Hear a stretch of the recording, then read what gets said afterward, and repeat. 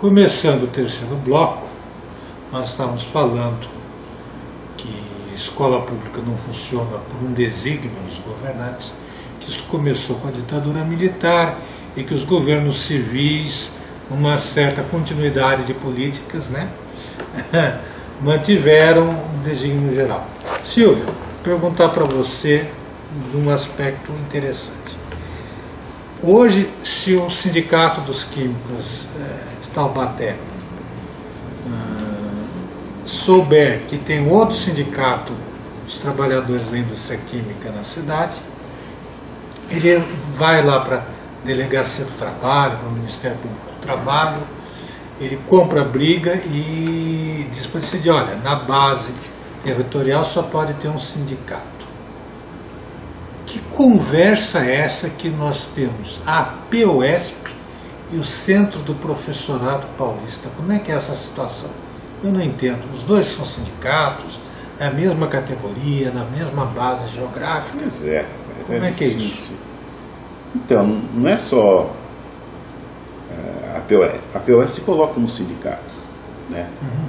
Já o centro se coloca como associação, né? E também tem a Proesp.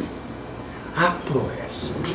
E sem contar, nós temos também, no caso específico de Taubaté, o sindicato dos municipais, que também reivindica os professores, do município. Agora, eu sinceramente, eu não vejo assim tanto problema se essas entidades se preocuparem com o bem-estar do professor, em defesa da educação. Se elas se unirem também, né? Porque muitas vezes, eu vou colocar aqui, tem também o DEMO, que é o Sindicato dos Diretores. Ah, é? Aí tem essas coisas todas. Então, muitas... Será que não tem um sindicato dos pipoqueiros que vendem na porta das escolas? Seria bom também. E dos eternos candidatos de concurso, coitados que não passam. E deve ter o dos especialistas em educação também. Que a gente não sabe muito bem que é. Sempre na televisão eles apresentam uma pessoa, esse especialista em educação. Gente, mas esse especialista em educação são os professores. O que são esses chamados especialistas em educação? Então, será que são pedagogos, psicopedagogos? Professores eu não entendo, mas por favor. Então, aí já aconteceu de greve do professorado, que o diretor entrou também, e de repente o governo do estado deu uma gratificação para o diretor e o DEMO puxou os diretores para fora da greve. Então, é uma coisa complicada, né? Eu não acho que tenha que, digamos assim... O nome da sigla é DEMO mesmo? O DEMO, União... Os diretores de escola... Não tem nada a ver com DEMO, não. É o DEMO mesmo. E o sindicato... É um culto satânico. Não, pelo amor de Deus. É um sindicato até interessante, mas é na área do magistério. Trabalha a questão específica do professor. E é difícil trabalhar com unidade, porque tem o local que você se encontra, entendeu?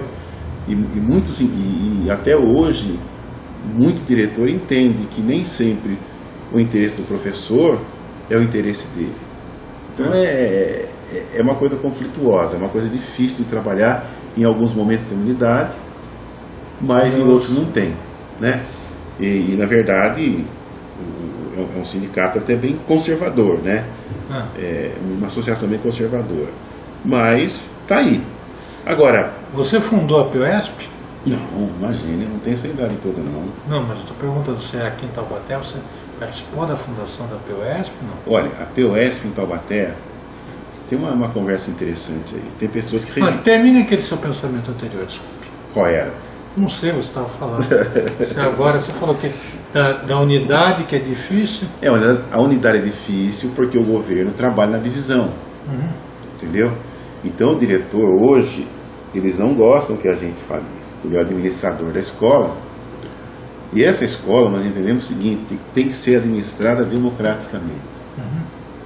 Tudo bem que legalmente o diretor é responsável, mas a situação nossa, ela exige que a administração escolar seja compartilhada.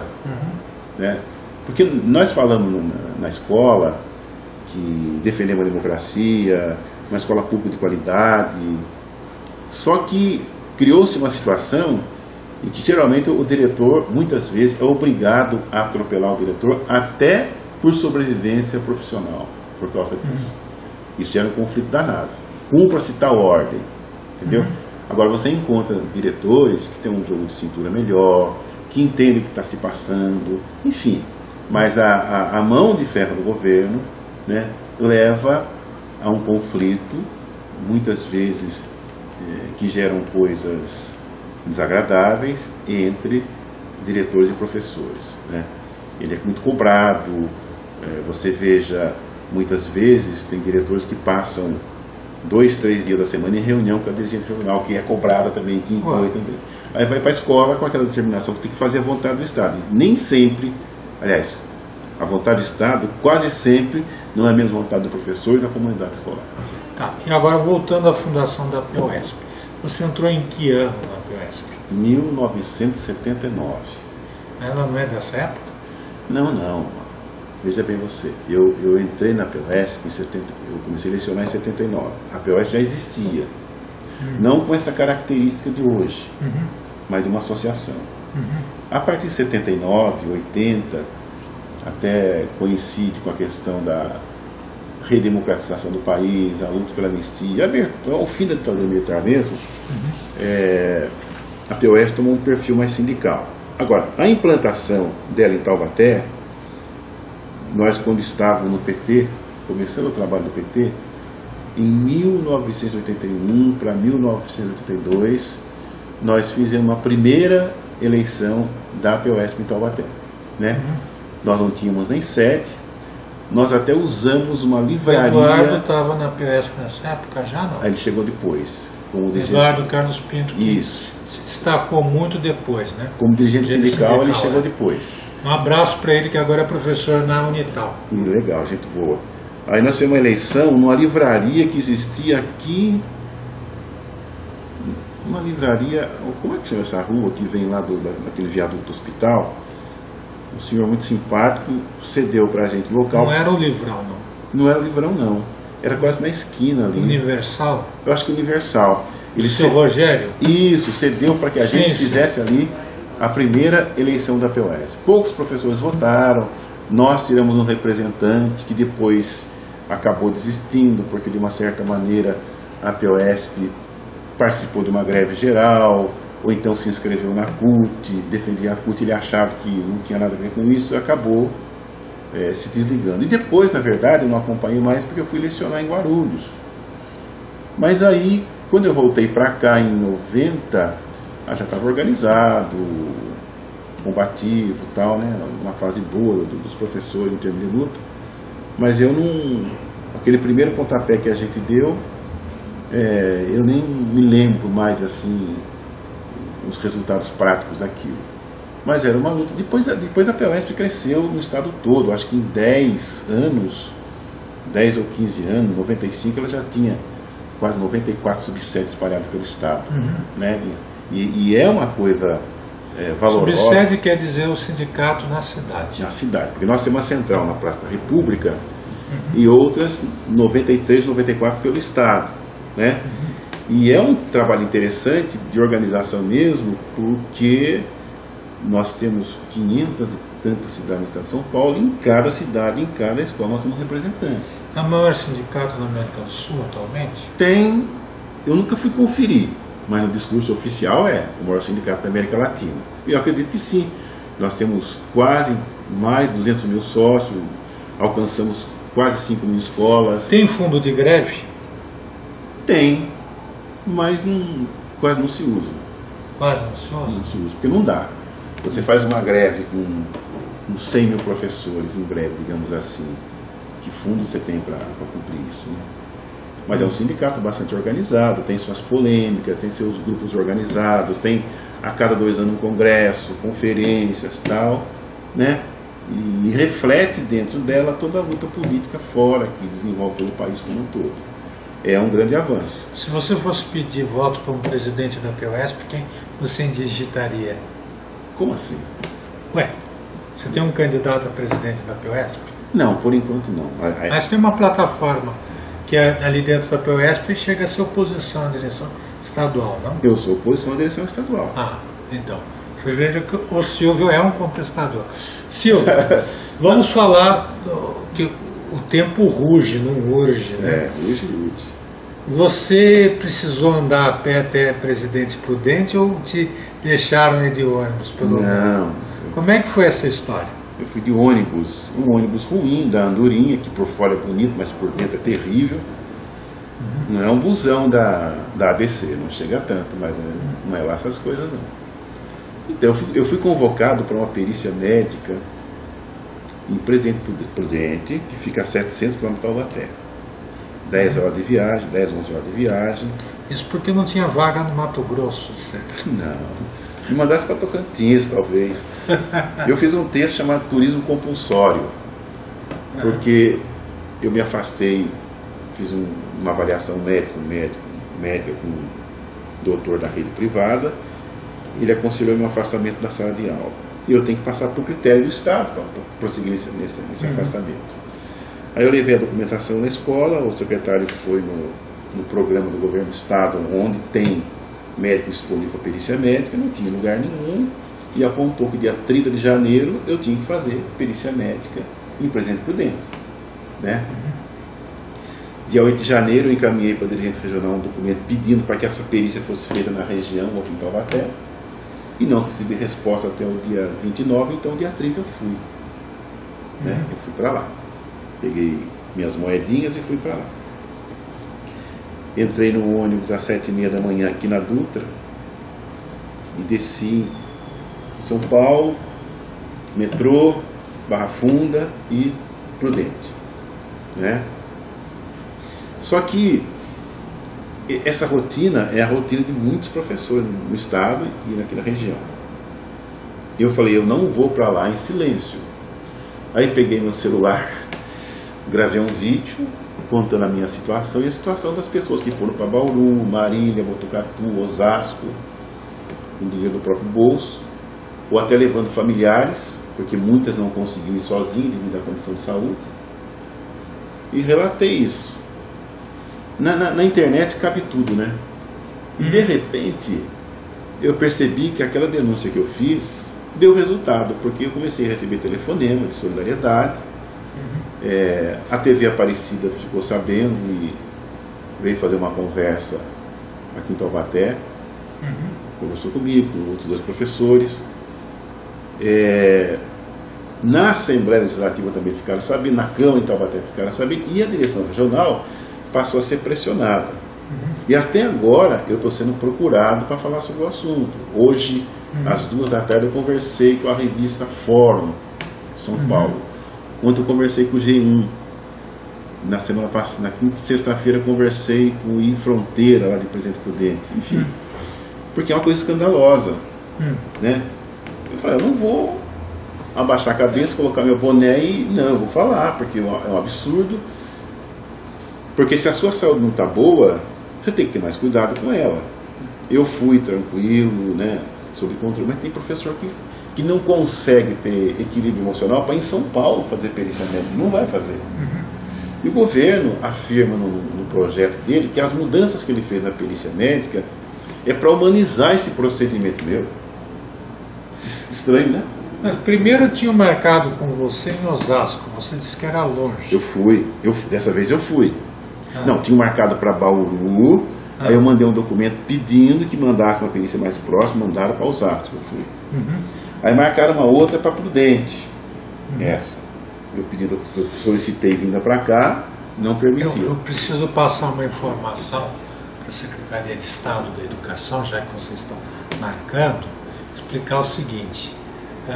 O lado sul da província de São Paulo foi emancipado e hoje é o estado do Paraná. Então, portanto, vocês não podem marcar perícias para Curitiba, Rio Negro e Foz do Iguaçu.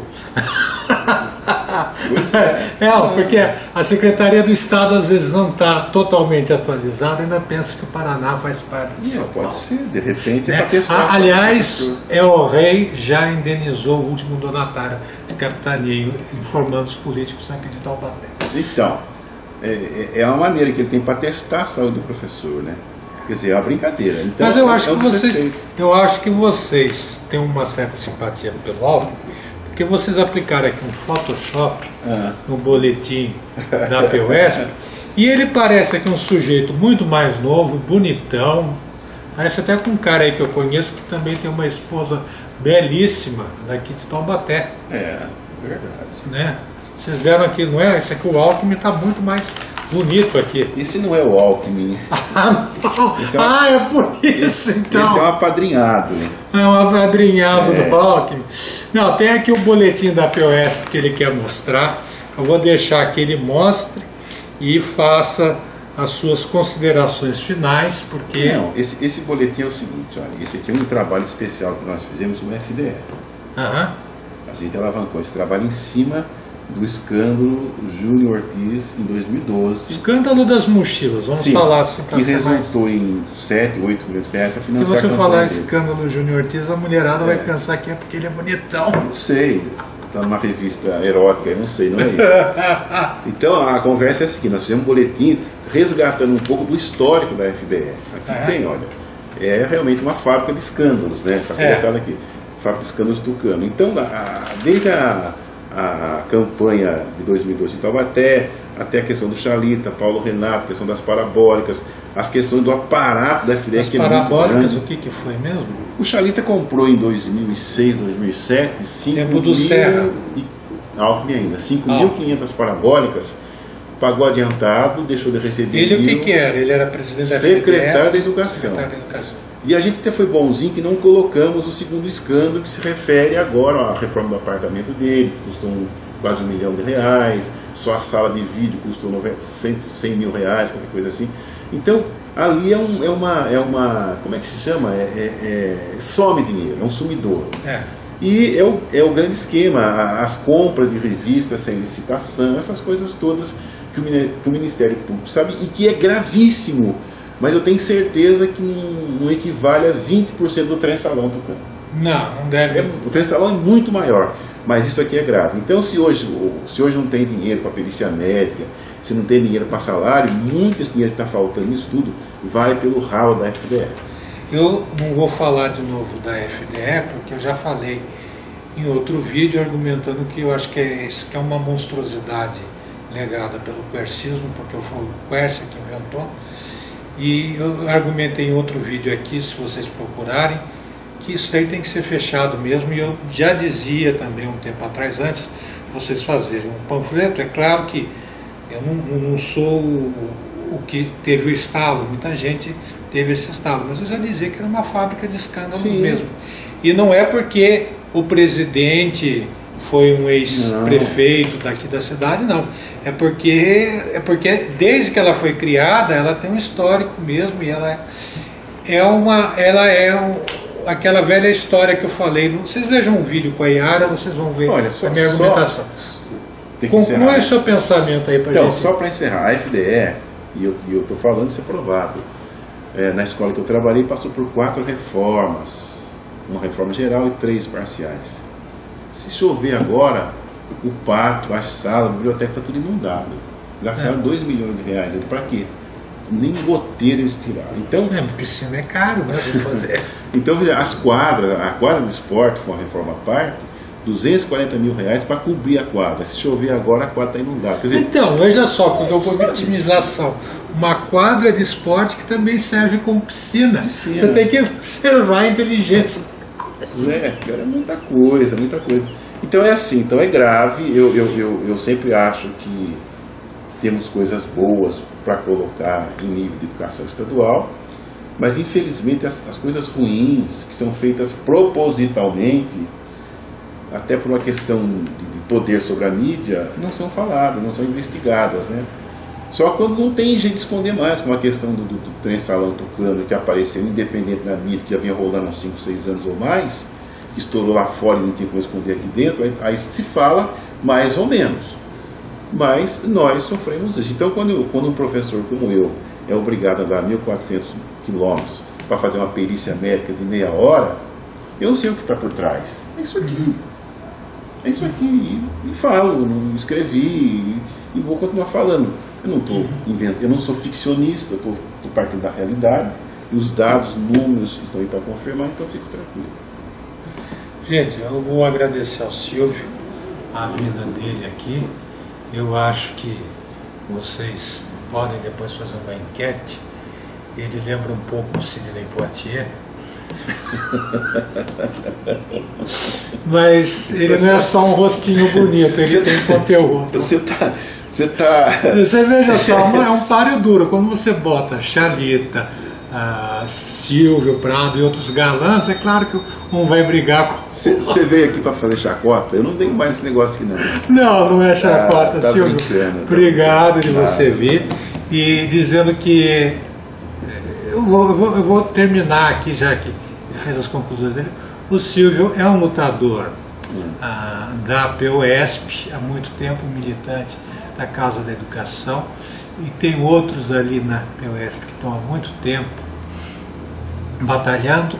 É uma causa quase inglória, e o meu apelo que eu faço a vocês, pais de aluno, ex-alunos ou não, juntem-se aos professores, deem força às causas dos professores, aos movimentos, às greves e às paralisações, porque olha, é uma luta assim que Davi contra Golias não viu, né? Davi estava numa situação muito mais fácil que o Silvio quando enfrentou Golias. Leiam o Diário de Taubaté.